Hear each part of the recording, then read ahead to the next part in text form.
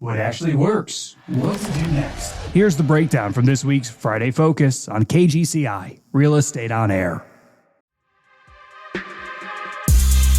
This is Wake Up to Wealth, a podcast dedicated to helping you change the way you think about wealth.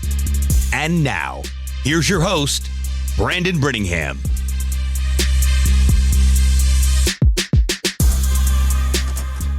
All right, what's up, everybody? We are back with another episode of Waking Up to Wealth. And before we get started, I just want to huge shout out to everybody out there. Last episode, we're north of 20,000 downloads. Because of all of you guys out there supporting us, we are number 2 in the United States right now. As of today in investing, we're number 16 in business, and we're well under the top 200 in overall categories. Extremely excited because when I started this show, I wanted to go out investing and have just a completely different attitude on everything. And I greatly appreciate everybody supporting us. I just want to say thank you because being number 2 in the United States is pretty cool.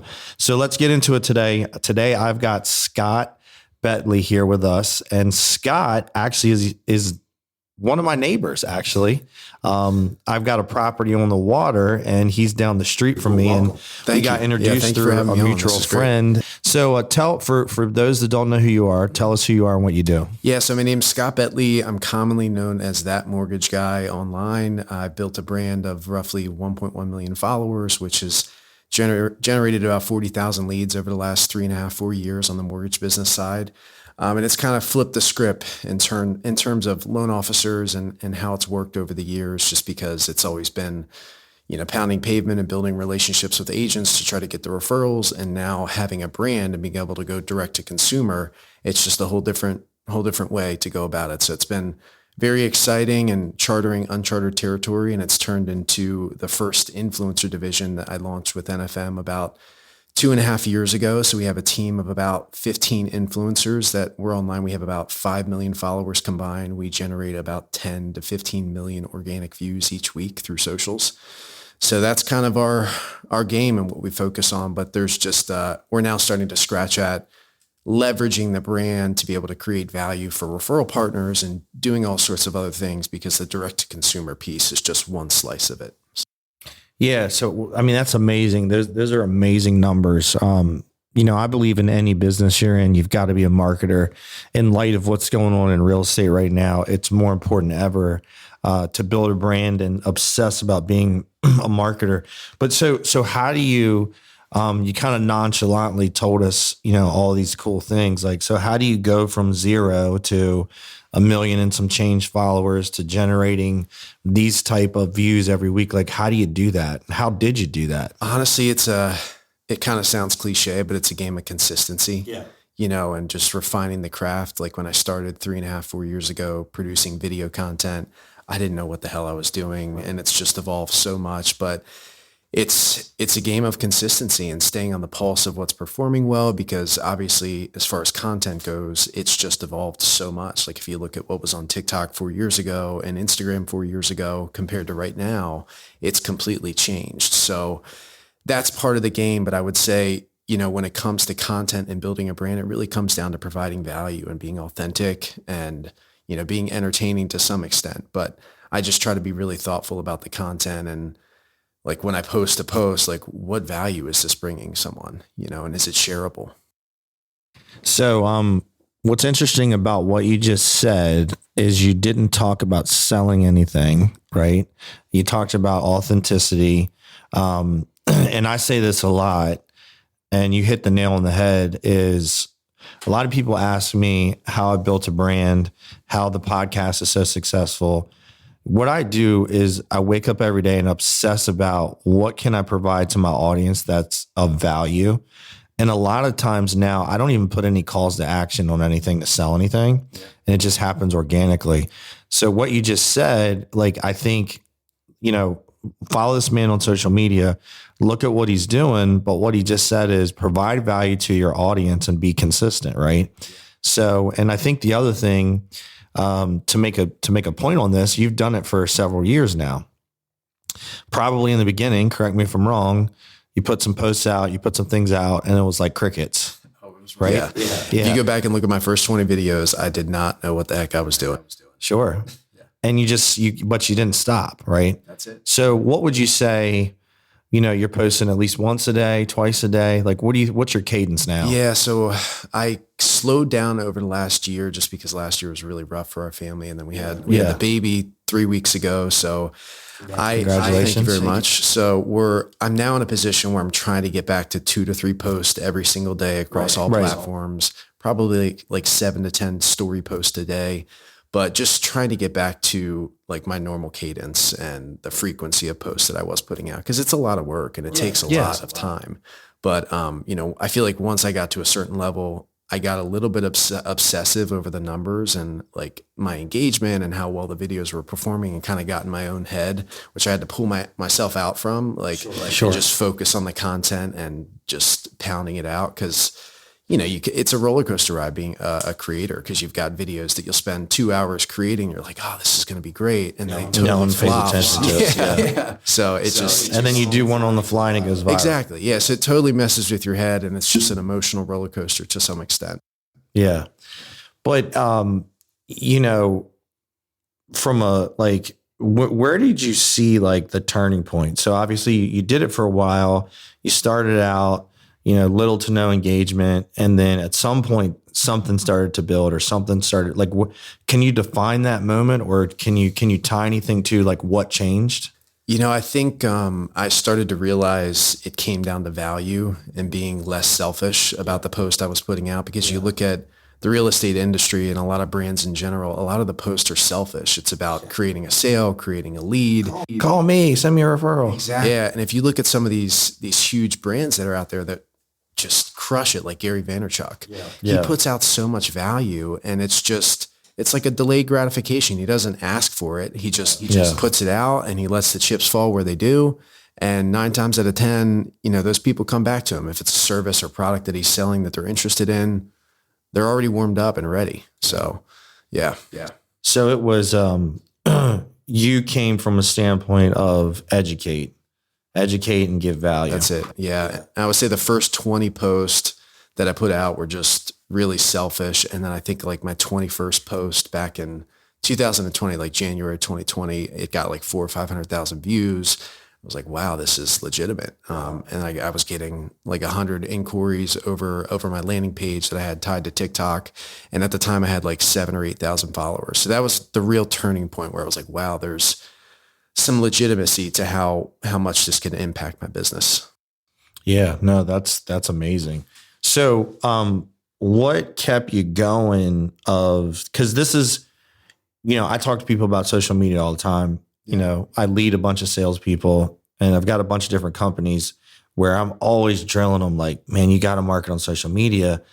And, the one thing that I see is people will start and then they stop, and they won't be consistent because of the instant gratification. That's it. Like, what for you was, what, I might have only gotten 3 views on this or 2 views. Like, what kept you going? Like, what was the mindset behind this? Like, because you had to know, or there was something driving you to not stop. Yeah. I mean, I had a previous business that I had launched in 2017. That was a magazine business that did really well. I built the brands for it, but that was really where I started to get my feet wet in terms of building a social media brand and what it came down to. And it took me the better part of a year and a half to build that brand page up to like 25,000 followers. And that was a big piece to like our sales tactic in terms of bringing on new advertisers to the magazine. And that was really where I started to understand like the value side and exactly what it took to generate engagement and to create interest on the consumer side. And it just comes down to value. So I would say that was it. That was kind of like the turning point for me. And for you, where do you get your highest lift as far as what platforms, like where do you see, where do you see the best response, highest lift? It's a mix. I've got videos that perform really well on TikTok that don't go off on Instagram or Facebook. Yeah. But over the last year and a half, I started to focus on Facebook and on Instagram, because prior to 2023, I think I had like 7,000 followers on IG, and I had like 500,000 or 600,000 followers on TikTok. So I started to push more followers there, and then just repurposing all of my content for IG and Facebook. But the organic reach on Facebook right now is outrageous. Like I know Zuck is really pushing hard to compete with TikTok, and he made that known. Like I think it was in Q3 of last year or the year before, that he was doubling down on short form video and coming after TikTok, which well, you go to any video you go to post on Facebook now, they're like, do you want to make this a reel? Right. You know what I mean? You know what I mean? Yeah. So they're pushing heavily for that. And that's part of the reason why I pivoted and just started repurposing the content. But you have to pull off that TikTok watermark. Like for me, I film all my content in TikTok. So I need to repurpose it and pull it out to repost it. But like I said, I have videos that perform so well on Facebook that totally flop on TikTok, and then, in reverse too. So it just depends. So what do you say to, cause this, again, for me traveling, speaking on stages and talking to people, here's another huge kind of like fear, right? Right. All right. So I start going on social media and I get this following, and I start getting, people, then people are going to troll me and say negative stuff. And, right. I'm sure you've had to have that happen to you, right? Yeah. It just comes with the territory. Unfortunately, there's just no way around it. And if you're a real estate agent, for whatever reason, these Gen Z and millennials have such a hard on for agents. Like they think you guys are like the slime balls of the industry, like used car salesmen. And it's wild. I feel like there needs to be a big movement in the real estate world and in regards to like the value you guys actually provide throughout the transaction 100%. and like relaying that to the consumer. They just don't understand. They have no idea. Yeah, absolutely. So it is what it is, right? Yeah. If you're going to build a brand, people are going to take shots at you. You just got to be comfortable with it. 100%. Just it is what it is. And you have to take it with a grain of salt and approach it from like a space of empathy, because if somebody's a keyboard warrior and firing off like cuss words on your post or whatever the case may be, they're probably in a rough spot. Yeah, they got some shit going on. That's it. Yeah. Something's motivating that energy that's not good in their life. 100%. Yeah. Yeah. So, I think real estate is misunderstood by most consumers, and I think the headlines right now will, attest to that. And I've talked to a bunch of people, a bunch of news folks in the last week, and I can't say enough how off they are. Yeah. But like on the mortgage side, for someone that's listening to this, like give us one or two of the biggest myths that's like, that people don't understand that you wish more people understood from the mortgage standpoint. Yeah. I mean, I would say two of the biggest myths are that you need a perfect credit score to buy a house and that you need an abundance of money. We're a local lender here in the States, so we work with a number of down payment assistance programs. We lend down to a 500 credit score. And to be honest, like I grew up in a family that didn't come from a lot of money, and like the financial literacy and this entire world that I'm now wrapped up in, I didn't know the first thing about it. Sure. And so like when I went to go purchase my first home, it was very eye-opening for me. And that's part of the reason why I built my brand, to be able to spread education, because like I feel like this is something we should be taught in school that we're not. Absolutely. And so that's kind of where I come from and why. But I lost my train of thought on what your question was. So first one was, the myths, and you said credit score and down payment. Right. Is there anything else that you would wish more people knew? No, I would just say, it's not that difficult. Yeah. I would just try and just see what you can qualify for. Like I talk to so many people that have kicked the can down the road for a few years because they're just afraid to try. Yeah. It's a fear. It is. Yeah. And this fear built up in their head and they just don't want to take the jump. But, we have so many clients that close with us and they're like, man, I didn't think I would be able to purchase a home, and you guys got me to the table. This is incredible. So that's what I would just say. Just take the leap and try. It can't hurt. Switching back to the marketing side, which that's great advice, by the way. If someone's out there and they want to start marketing their brand, right? Doesn't matter what they are. I think we'd both agree that social media is just the fastest way for you to just rocket ship anything. But to the person who's like, I don't know what to talk about. I don't know where to start. I don't know what to do. Like, what's your advice of like, hey, this is where you start, right? And understanding you got to be patient, but what would you tell somebody that's out there that's doubting that this can make them successful? Where should they start?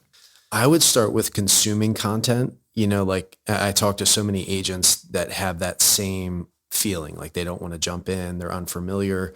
And I didn't do this when I started, but I would spend 15 to 20 hours consuming content on TikTok and on Instagram Reels within your niche. So you can get a good grasp on what's out there, like what other creators are putting out, the nuances to their content, the styles that they're putting out.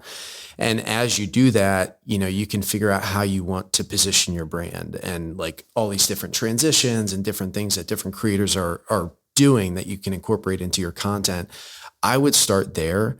But as far as like specific styles of content, I mean, the green screen videos, they're so simple to produce. You can produce them right in TikTok and use the green screen effect. Just click a still where you can do a green screen video and you drop it right into TikTok, and it's a filter in the app. You don't have to have a green screen room. It's very simple. I just filmed a green screen video before I came into the office to do the podcast.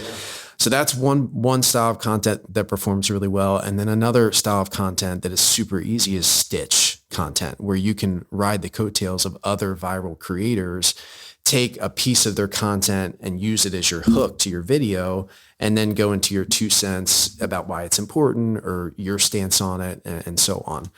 So those are two styles that are performing really well right now. But I would say, like, if you're struggling to come up with ideas, there's so many resources out there. I mean, you look at these news outlets, Housing Wire, there's resources like Ask the Public, where you can go online and look at keyword searches for what consumers are looking for online. So you can kind of reverse engineer how you want to position your content and what you want to talk about. But that's where I would start.